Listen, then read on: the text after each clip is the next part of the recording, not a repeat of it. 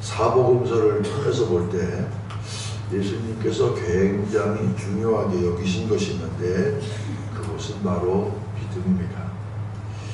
예수님이 병자를 고치실 때도 내가 하나님의 아들 예수 그리스도, 내가 메시아로서 병자를 고친다, 이런 말씀 한 번도 하지 않으시고요. 우리 같으면 한 번 그렇게 할 만한데 아닙니다. 예수님은 꼭 내 믿음이 너를 구원하였다 이렇게 말씀합니다. 내 믿음이 너를 구원했다. 내 믿음이 지금 병을 고쳤다 이 말입니다.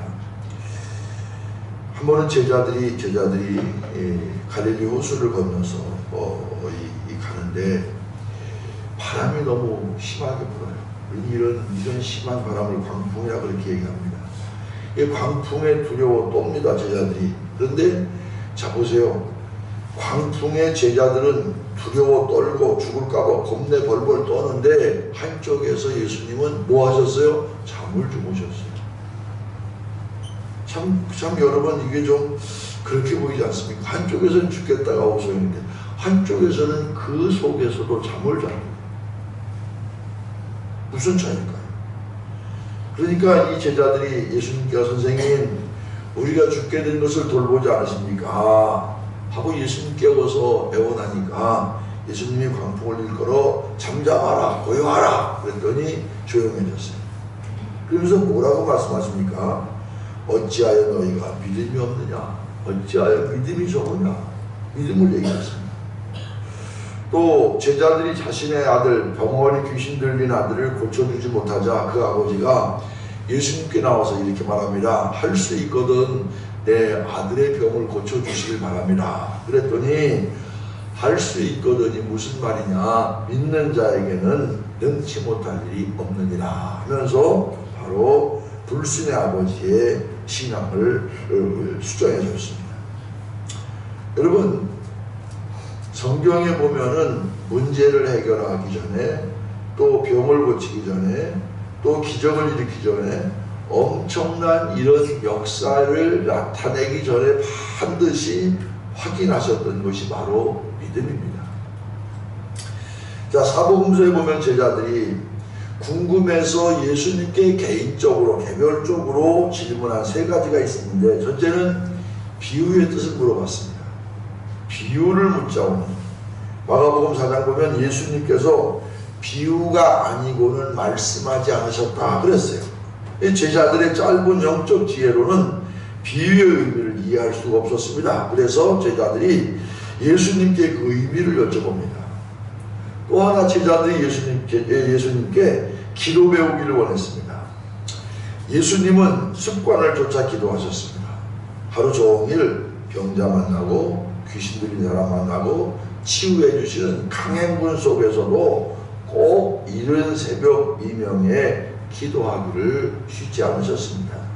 어떤 때는 또 밤새워 기도하셨습니다. 자, 이렇게 바쁘면 좀 새벽에 쉴 만도 한데 그런데 이렇게 새벽 나와서 기도해야 합니까? 제자들이 왜 그랬을까요? 제한테 배우는 요즘 성경 배우는 학생 하나가 삶의 목사가 보면 어떤 사람은 말씀이 들어가서 그 속에서 막 변화를 일으키고 말씀에 대한 사모함, 말씀에 대한 그리움, 말씀에 대한 기쁨으로 충만해. 얼굴 보면 알아요. 여러분 얼굴을 조금 피세요. 너무 아침에 피곤하신 것 같아요. 또 아침에 이 정도 나오는 건 많이 나온 거예요. 안 나온 사람이 하단칠 거 없어요. 나온 사람은 은혜 받으면 돼요. 요거 김 집사가 들어야 되는데 아니요, 내가 듣고 은혜 받으면 돼요. 김 집사 걱정할 거 없어요. 다 주님이 하시고 걱정하지 마세요. 그 걱정은 목사님만 하시고 다른 사람은 할 거 없어요. 근데 사실은 그분이 우리 교회 좀 나오는데 등록 안 하고 있다가 불나고 나서 등록했어요. 왜 등록했느냐 하면 불이 나는데 이제 예배를 어디서 보느냐고 다 문자를 보낼 거 아닙니까? 교제교회에서. 근데 그 사람 자기한테 문자가 안 보내요. 그 왜 문자를 안 보내냐? 당신 교제교회 없으니까 문자 안 보내지. 그래서 등록한 사람. 그러다 보니까 아주 이 찬란한 사람. 장문에 카톡을 보냈어요. 목사님, 제가요 새벽에 일어나서 아침에 일어나서 아이들과 함께 예배드리고 큐티도 하고 목사님 시키는 대로 다 합니다. 여기 금년에 우리가 새벽기도 하면서 11조 하는 것도 하고, 또 제가 이 설교하다가 뭐 또 딴 얘기할 때 그것도 제가 다 제 생각을 바꾸고 다 했는데, 목사님 꼭 새벽에 그 힘들고 추운데 새벽에 교회에 나가서 기도해야 됩니까? 꼭 새벽에 교회에 나가서 기도해야 됩니까? 그래서 제가 아무 답도 안 했어요. 그랬더니 성경 공부 끝나고 저한테 왔어요. 10시에 와가지고 왜 왔어요? 목사님 카톡에 했는데 답장이 없었어요. 새벽 기도 해야 됩니까? 그래서 제가 그랬어요. 물론 집에서 기도해도 되지요. 아주 죽을 정도로 죽고 고단하면 나오지 마세요. 근데 새벽에 기도하는 것은 거룩한 습관입니다. 습관은 하루아침에 되는 게 아니에요. 왜 예수님은 그 새벽에 기도하셨을까요? 예수님의 삶을 보세요. 그러니까 아주 죽도록 피곤하고 죽겠으면 나오지 마세요. 다들 죽도록 피곤하면 못 나올 때 있어요. 그런데 이거는 율법이 아니라 거룩한 습관입니다. 그랬더니 어제 카톡이 왔어요. 오늘 나갔는데 죽을 정도로 피곤하지도 않고 춥지도 않고 기도 잘하고 갔다. 나는 새벽 기도 나 안 갔잖아. 하긴 우리는 뭐 새벽 기도 안 가도 저기 태도 안 나와. 1부 예배 안 나오면 2부 예배 안 나온 줄 알고 2부 예배 안 나오면 1부 예배 나온 줄 아니까 안 나오도 태가 안 나.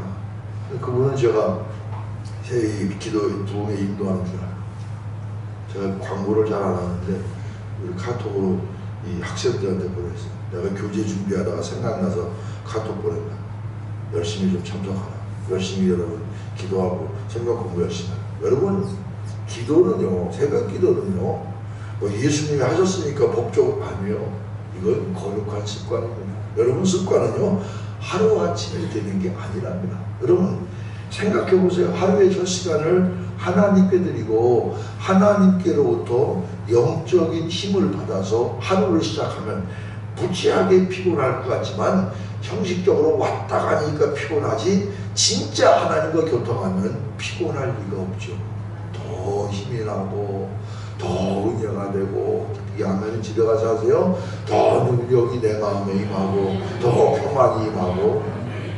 그러니까 제자들이 가만히 보니까 예수님의 많은, 아니 그 많은 일정 가운데도 새벽 기도하는 거 보면서 예수님의 능력이 바로 이 기도에서 나오는 거야 아시고서 뭐라 그럽니까? 누가복음 11장에 보면은 예수께 뭐라 그래요? 우리에게 기도를 가르쳐 주십시오. 그랬더니 가르쳐 주신 게 바로 주기도입니다. 세 번째, 제자들이 예수님의 믿음을 본받기 원하셨습니다. 자신들은 별일 아닌 것에 호들갑 떨고 난리인데, 그런데 예수님은 풍랑 가운데도 끄떡하지 않고 한 곳에서 잠을 주무셨어요. 3년간 따라다녀 보니까 얻은 결론이 뭐냐? 믿음이구나. 해주신 말씀. 그래서 이제 믿음이 있어야 기도하고, 믿음이 있어야 사랑하고, 믿음이 있어야 전도하고, 믿음이 있어야 희생하고, 아멘 할 때까지는 계속 할 거야. 믿음이 있어야. 그러니까 예수님께 이 제자들이 뭐라 했어요? 주여 우리에게 믿음을 더하소서. 그랬더니 믿음도 하는 방법으로 이 들려주신 말씀이 누가복음 17장. 누가복음 17장이 무슨 얘기입니까? 저는 집에 종이 있는데 참 사람들은 삐딱해. 이 비유를 들으면 예수님은 종의 제도를 용납하셨다. 용납하신 거예요. 그 당시에 종의 제도가 있으니까 비유로 말씀하신 거지. 저 성경을 볼 때요 삐딱하게 보지 마세요. 여기 말고 딴 동네 얘기하는 거지. 자, 어느 집에 종이 있었는데 하루 종일 밭에 가서 일하고 저녁 늦게 집에 들어와. 그래도 쉴 수가 없어. 집에 들어와서 연장 챙기고 주인 식사 준비하고, 주인 식사하는 동안 다 옆에서 시중 들고, 그리고 주인 식사 끝나면 그거 다 치우고 자기 밥 먹고 내일 일할 준비해놓고 내일 밥할 준비해놓고 잠잡니다. 주인보다 먼저 일찍 일어나요. 그리고 주인 밥상 다 차려주고 시중 다 들고 그리고 연장 들고. 종이 이렇게 자기 일에 충성을 다했고 충성을 다했다고 종에게 살해하겠느냐? 이렇게 할 일 다 한 다음에 우리는 무익한 종입니다. 해야 할 일을 했을 뿐입니다. 이렇게 얘기해야 믿음이 자란다 얘기예요. 여기 중요한 의미가 있어요. 교회 와서 일 실컷 하고 우리는 해야 할 일을 했을 뿐이다. 여러분, 일하고 대가를 하면 그게 경고예요. 네? 내가 이렇게 일했으니까, 내가 이렇게 헌금했으니까 대가를 받아요. 인정해 주길 바라고, 직분 주길 바라고. 그건 아닙니다. 실컷 일하고 보고요, 나는 마땅히 해야 할 일을 했을 뿐입니다. 나는 무익한 종입니다. 나는 아무것도 아닙니다. 주님이 힘 주셔서 했습니다. 주님의 은혜로 했습니다. 이렇게 얘기해야 뭐라고요? 믿음이 자란다. 내가 왜 그렇게 충성했는데, 내가 왜 그렇게 헌신했는데 왜 금년에 직분 안 주십니까? 왜 나에게 이 칭찬 안 해주십니까? 왜 내 바란 대가를, 주의 일은요 대가 바라면 안 돼. 주의 일은 대가를 바라면 안 돼. 여러분, 이거 가지고도 그냥 얼마든지 여러분 마음에 평생 기억되는 말씀 되시기를 바랍니다. 주의 일은 대가를, 사람의 대가를 바라지 마세요. 때가 되면 하나님이 다 공짜 없어요. 다 하나님이 때가 되면 주시고 채워주시고 바꿔주시고 해결해주시고 인도해주시고 역사해주시고, 때가 되면 누구에게? 믿음. 사람에게 절대 대가를 바라면 안 됩니다. 오늘 보면 가나안 여인, 어떤 다른 성경에는 수르보니게 여인이죠. 이 수르보니게 여인에 대해서 평상시와는 다르게 독특하게 말합니다. 여자야 내 믿음이 크도다. 여러분, 믿음이 크도다. 여자여 내 믿음이 크도다. 이 크도다가 어느 정도 큰 거냐? 여러분, 보통 100만 부 팔리면 베스트셀러, 근데 4천만 부 팔리면 메가셀러라고 해요. 여기서 크다, 메가네 크다는 얘기가 엄청 크다는 얘기예요. 그러면 도대체 이 가나안 여인이 어떤 믿음이었기에 그렇게 예수님께서 여자여 내 믿음이 크다, 내 믿음이 너를 구원했다, 내 믿음이 내 딸의 병을 낫다, 얼마나 어느 정도의 믿음이기에, 어느 정도 이 가나안 여인의 믿음은 어떤 믿음이기에 예수님께서 이렇게 칭찬해 주시고 바로 여인의 말씀, 여인의 기도를 응답하셨겠느냐. 세 가지만 여러분과 함께 생각해 보려고 합니다. 첫째는 아무 응답이 없어도, 아무 음성이 들리지 않아도 흔들리지 않아요. 하나님 음성 듣기 위해서 얼마나 열심히 기도합니까? 도대체 그래도 하나님 뜻은 모르겠다. 그럴 경우 있어요. 그럴 경우에 아니 이렇게 기도했는데, 이렇게 오랫동안 작전 기도했는데, 이렇게 금식 기도했는데, 그랬는데도 하나님의 뜻을 깨달지 못하고 그래서 낙심하고 초조해할 때가 있는데, 열심히 기도해도 응답이 없으면 답답하고 낙심될 때라도, 그런데 이 수르보니게 여인 보세요. 자, 15장 22절 성경책 표시고 같이 보세요. 가나안 여자 하나가 그 지경에서 나와서 소리질러 가로되 주 다윗의 자손이여 나를 불쌍히 여기소서, 내 딸이 흉악히 귀신 들렸나이다. 이 성경을 읽을 때는요, 여러분들이 그냥 읽지 마시고요, 가나안 여인의 마음을 가지고 읽으세요. 자, 이 가나안 여인이 뭐라고요? 딸이 귀신 들렸어요. 여러분, 얼마나 답답하겠어요. 자녀를 향한 어머니의 사랑하는 어머니의 마음을 가지고 이 성경을 읽으셔야, 그래야 내게 이 성경 말씀의 깊이가 깨달아져요. 자, 보세요. 제가 다윗의 자손 예수여 요 얘기는 내일 하겠습니다. 여러분, 얼마나 간절한 마음으로, 딸이 귀신 들렸어요, 딸이 병 걸렸어요. 그런데 어머니가 얼마나 간절한 마음으로, 거기 뭐라고 했어요? 소리 질렀다고 했어요. 소리 질러 가로되 주야, 이렇게 질렀을까요? 아니요. 배에 힘을 주어 온 소리, 온 자기가 낼 수 있는 왜? 예수님께 문제 해결의 열쇠가 있다고 확실히 믿었기 때문에.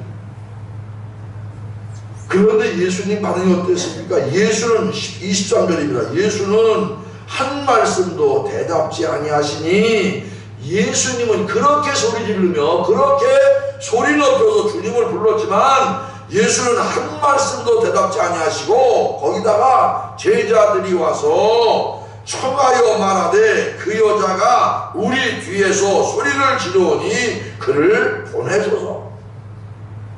답답하잖아요. 그렇게 소리 질렀는데도 예수님은 아무 대꾸도 없습니다. 거기다가 제자들이 와서 주님, 저 여자가 소리 질러서 이 이동 중에 주님의 교훈, 주님의 말씀을 들어야 되는데 너무 시끄럽습니다. 주위에서 저 여자를 좀 보내세요. 좀 보냅시다. 여러분, 이 소리를 들은 여인이 얼마나 상처가 되었을까요?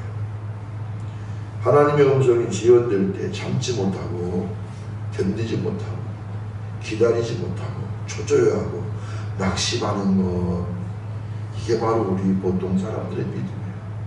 오늘 가나안 여인은 그러지 않았어요. 가나안 여인은 끝까지 주님을 포기하지 않습니다. 여러분, 음성이 들리지 않아도, 응답이 내 마음에 깨달아지지 않아도 낙심하지 않고 신실하신 하나님을 끝까지 의지하는 것, 이것이 큰 믿음인 줄로 믿습니다. 여러분, 찬송 있잖아요. 이 눈에 아무 증거 아니 배워도 믿음만을 가지고서 늘 걸으며, 이 귀에 아무 소리 아니 들려도 하나님의 약속 위에 서리라. 찬송만 부르지 마시고, 이거 엄청난 얘기 아닙니까? 이 눈에 증거가 안 보이고 이 귀에 하나님의 응답이 들리지 않아도 하나님의 약속을 끝까지 한결같이, 제가 좋아하는 표현이 한결같이 하나님을 의지하고 끝까지 하나님 붙들고 나가는 것, 이게 큰 믿음, 이게 바로 가나안 여인의 믿음이고, 이것이 문제 해결의 열쇠임을 깨달으시기를 바랍니다. 성경 구약 보면은 참 대단하다고 여겨지는 사람 가운데 하나가 요셉이 있습니다. 성경학자들은 요셉을 그리스도의 모형으로 보는 사람도 있습니다. 이 믿음의 사람 요셉이 참 없는 말을 한 건 아닌데 좀 얄미로운 말을 했죠. 아버지 어머니가 자기를 위해서 자기에게, 형들이 다 자기에게 전하고 이러니까 밉상돼가지고 팔렸잖아요. 형들에게, 누구에게? 이 애굽의 상인들. 참 그때의 이 암만 그렇게 좀 못해서도, 못된 건 아니지만 암만 그렇게 좀 건방져 보여도 형들의 손에 의해서 바로 종으로 팔려갈 때에 요셉의 마음이 어떻겠어요? 그런데 요셉 보면 한 번도 마음이 무너진 적이 없어요. 종으로 팔려가서도, 아니 어떻게 그럴 수가 있어? 참 분노가 가득 차서 어떻게 그럴 수가 있어? 그렇게 살지 않고 거기서도 헌신의 힘을 다해 성실하게 최선을 다했어. 그러니까 주인이 인정해서 이 자기 아내 빼놓고는 다 마음대로 하고 키를 주고 다 했죠. 그러다가 또 이 보디발 아내의 유혹을 물리치다가 어떻게 됐습니까? 억울하게 감옥 갔잖아요. 여러분, 평소에 하나님만 보고 의지하고 살았는데 감옥 가서 사는 걸 보면 조금 좀 의아해 보이는 것도 있어요. 이 감옥에서는 아주 인간적인 모습을 보여줍니다. 감옥에서 꿈에서 해주잖아요. 술 맡은 방은, 빵 맡은 방. 그러면서 술 맡은 방은, 야, 당신은 여기서 얼마 있으면 나가. 꿈 해석을 해주면서 뭐라고 얘기하면, 내 사정을 바로에게 고하여, 내가 억울하게 감옥에 있는 것을 좀 바로에게 고하여 나를 이 감옥에서 건져달라. 이제까지는 안 그랬는데 그래도 이 바로에게 구해달라. 술 맡은 관원에게 인간적인 아쉬운 소리라. 그런데 술 맡은 관원장이 요셉을 기억하지 않고 잊었더라고요. 몇 년 동안 잊었습니까? 2년 동안 잊었어요. 성경 보면 그래요. 여러분, 이 2년 동안 요셉이 얼마나 사실 답답했을까요? 억울하게 감옥 생활, 하나님께로부터 아무 음성 듣지 못합니다. 2년을 보냅니다. 2년의 긴 세월, 2년 동안 하나님의 음성도 듣지 못하고 세상에서 잊혀진 인물로 살아야 했던 요셉. 그런데요, 요셉을 보면 참 대단하다고 느껴지는 게 이런 상황 가운데서도 하나님을 잊지 않았습니다. 하나님을 원망하지 않았습니다. 어디 보면 그게 나오냐면 해결한 꿈 때문에 바로와 만난 요셉이 뭐라고 말합니까? 요셉이 바로에게 대답하여 가로되 이는 그 꿈의 해석은 내게 있는 것이 아니라 하나님이 바로에게 평안한 대답을 하시리이다. 자신을 드러내지 않고 뭘 드러냈어요? 하나님을 드러냈어요. 요셉은요 하나님께서 침묵하셔도 낙심하거나 원망하지 않았습니다. 바로 어떤 경우라도 낙심하거나 원망하지 않는 것, 제가 첫날 말씀드렸어요. 바로 어떤 경우라도 감사가 우리 속에서 싹트기 시작하면 이미 그 문제는 해결된 줄로 믿습니다. 어떤 경우는 이 경우가 바로 하나님 영광을 드러낼 수 있는 좋은 기회다. 그렇게 생각하면 끝까지 하나님을 드러내고 낙심하지 않았습니다.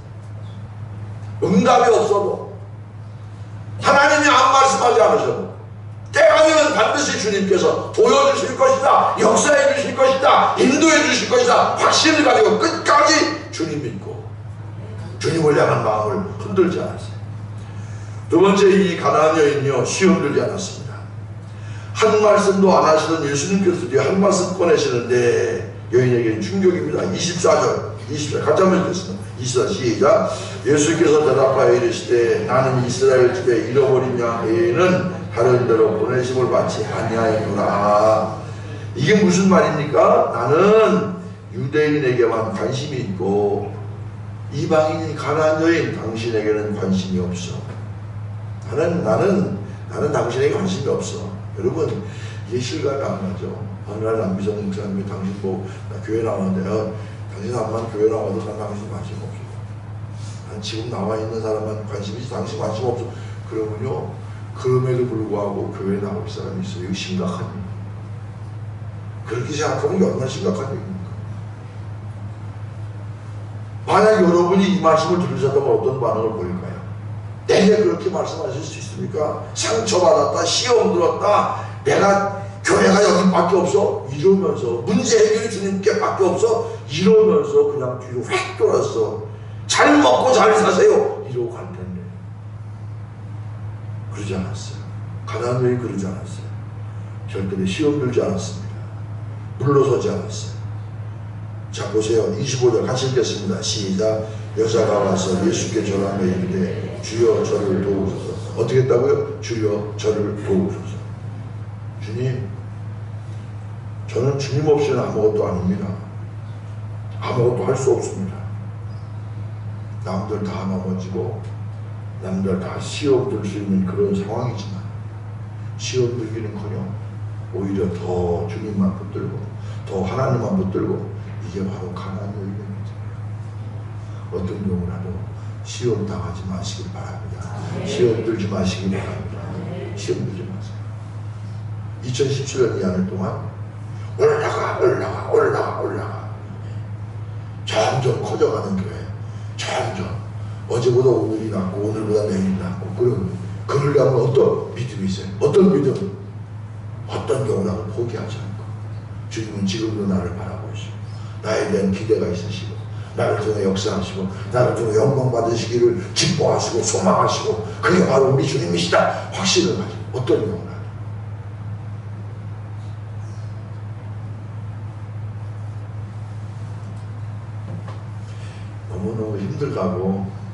너무너무 힘들다고 제게 문자를 보낸 사람이 있었어요. 자기 삶이 너무너무 힘들다고 그 사람이 너무 힘들어 견딜 수가 없다. 그래서 제가 이렇게 문자를 보냈어요. 그래 너무 힘들어 견딜 수가 없어.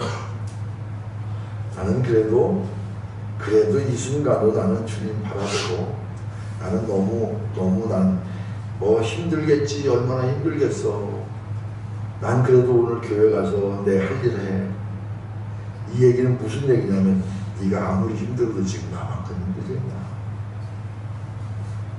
뭘 그 정도 갖고 힘들다고. 근데 이 사람이 눈치가 있어. 얼른 문자가 왔어요. 제가 진짜 생각이 짧았어요. 그래요 나도 오늘 힘내서 일할게. 여러분 어떤 경우라도 사실은 시험 들 수 있어요. 목사는 시험 들 수 있어요. 별의별 생각 다 들 수 있죠.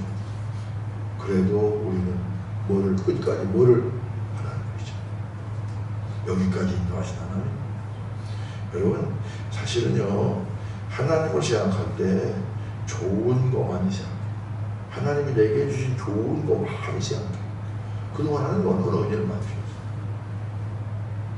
저는 제 아내나 저나 안 믿는 집에서, 아내도 안 믿는 집에서 신앙을 해요.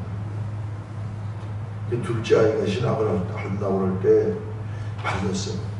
제가 말렸어요. 뭐라고 말렸느냐면, 야, 너희 형놈 하나 신학교 가는 거 이것도 힘들은데 너까지 가려고 그러냐. 갑자기 신학을 한다니까.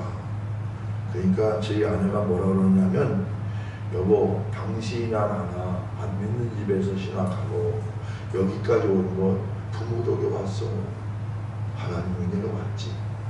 당신이 아버지로서 아들을 위해서 뭘 해줘야 되겠다는 부담감은 있겠지만 뭘 해줄 수 있다는 건 착각이야. 하나님이 우리에게 은혜 주셔서 이렇게 목회하는 것처럼 아들에게 주신 은혜도 있는데 왜 당신이 된다 안 된다 말해. 그건 당신의 범위를 넘어선 거야. 어떤 때 우리 얄미워워 좀 그런 얘기 안 했으면 좋겠는데 그 말이 맞는 얘기요 맞는 얘기요 맞는 얘기잖아. 그래서 내가 아무 소리 안 했어. 생각해보면 하나님이 은혜 주신 건 내가 어려움을 안 당한 건 아니지만 은혜 주신 것이 너무너무 많잖아.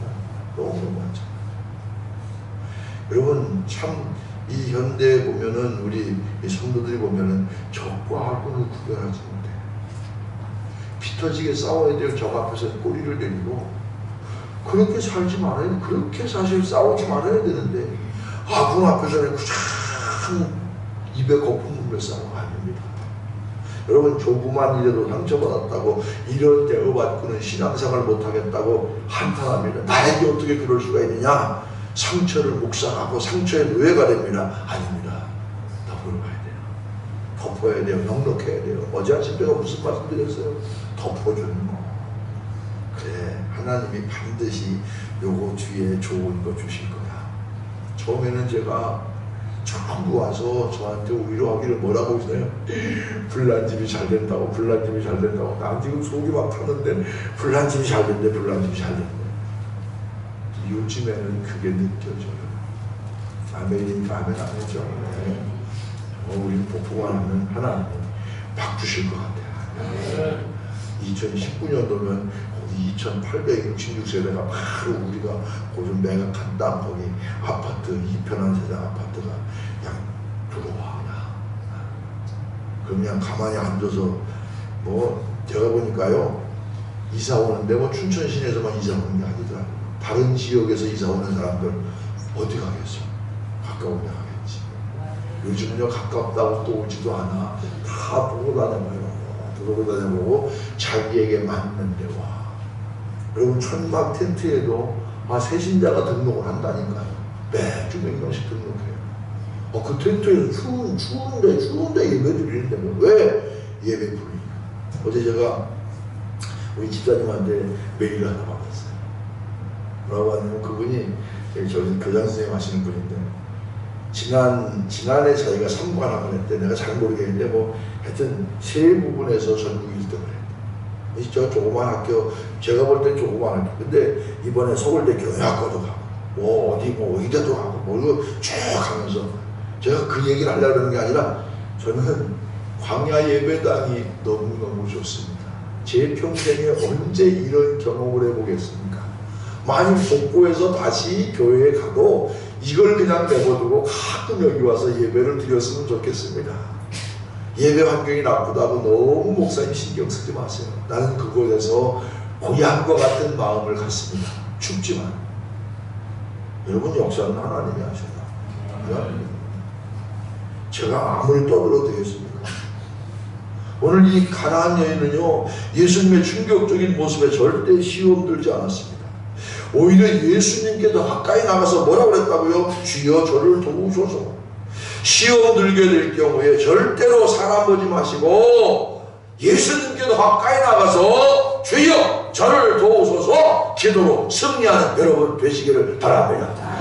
이렇게 되기 위해서는 여러분 건강도 건강할 때 지켜야 되는 것처럼 믿음도 평소에 잘 바꿔놔야 돼요. 평소에 기도하고 평소에 말씀 보고 평소에 신앙생활 잘해야 이게 되는 거지. 평소에 신앙생활 잘 안 하는데, 평소에 신앙의 깊이가 없는데 하루아침에 생겨지는 게 아니에요. 제가 늘 격구처럼 얘기하는 게 건강할 때 지켜. 일단 한번 아프다 나려면 힘들어. 한 번 아프면 내가 오면은 그 다음부터 힘들어. 그 신앙도 예방 차원에서 약도 먹고, 무슨 약 먹으라고 그랬어요? 그 약도 먹고 신약도 먹고. 여러분 이 아프가니스탄 부족 가운데 콰피르스탄이라는 그 지역에 콰피르 종족이 있었어요. 거기 선교사가 성경을 나눠줬는데 한 백성이 한 그 종족이 울상이 돼갖고, 목사님 이 목사님 선교사님이 주신 성경을 우리 개가 먹어버렸어.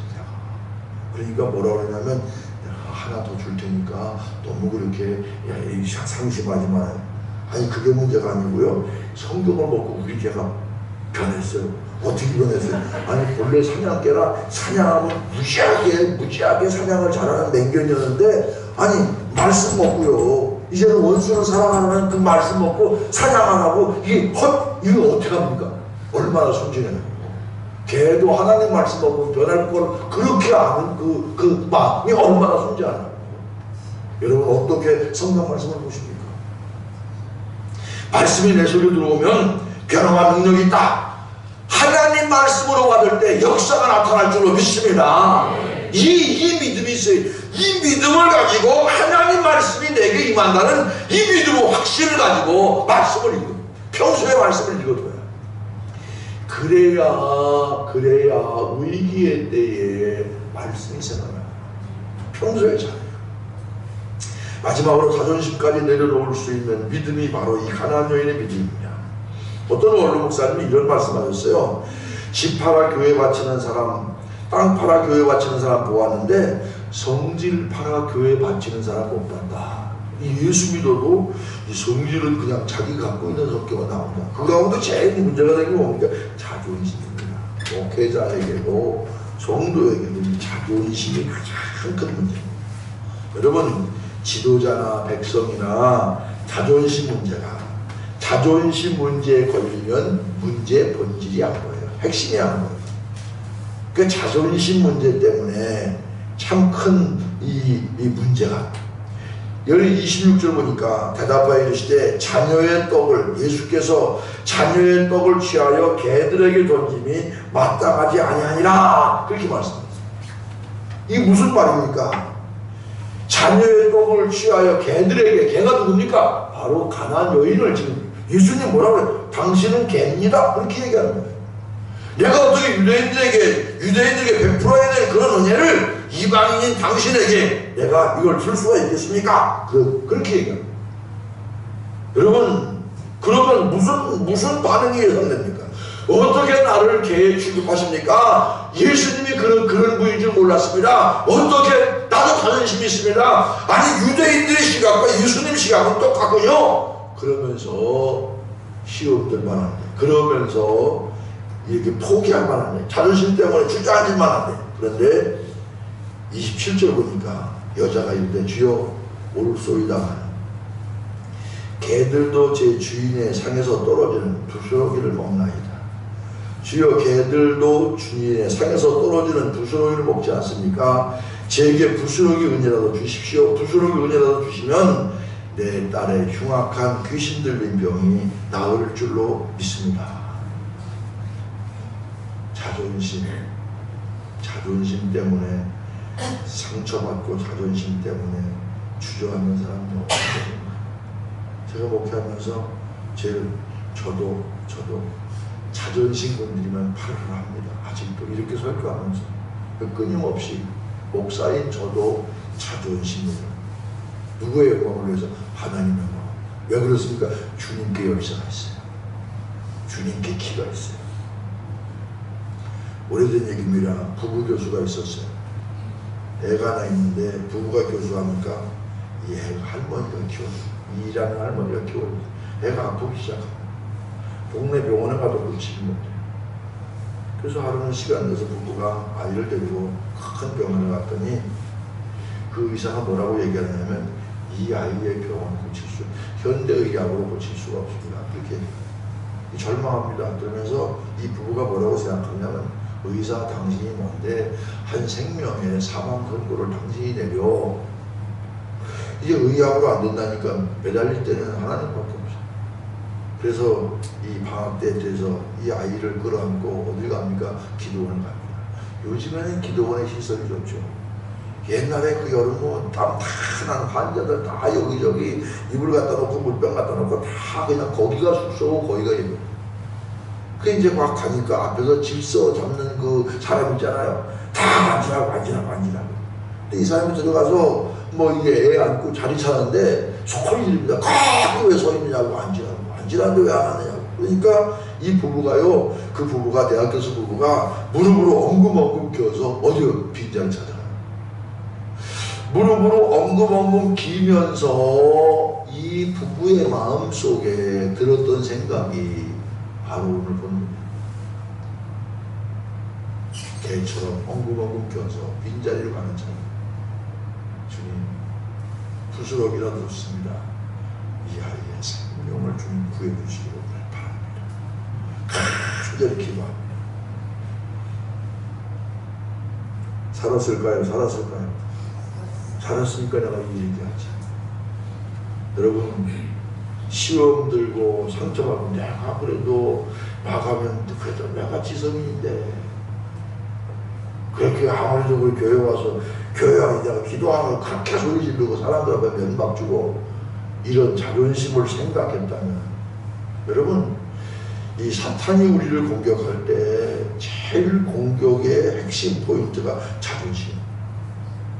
이 자존심 문제에 걸려 넘어지는 사람이 너무너무 많습니다. 이 가나안 여인은 어떤 자존심 문제를 극복했습니다. 그랬더니 예수님이 뭐라고 말씀하세요? 여자야, 네 믿음이 크도다. 네 소원대로 되리라. 문제를 해결했습니다. 소원을 성취했습니다. 여러분, 딸의 문제가 얼마나 엄마의 마음이 얼마나 아팠겠습니까? 예수님께서 그렇게 칭찬하시고 예수님께서 그렇게 문제 해결해 주시고 소원 성취해 주셨더니 가나안 여인 어떤 믿음입니까?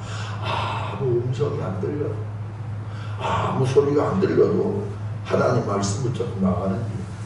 시험 들 일이 있어도 시험 들지 않고 오히려 기도하는 믿음.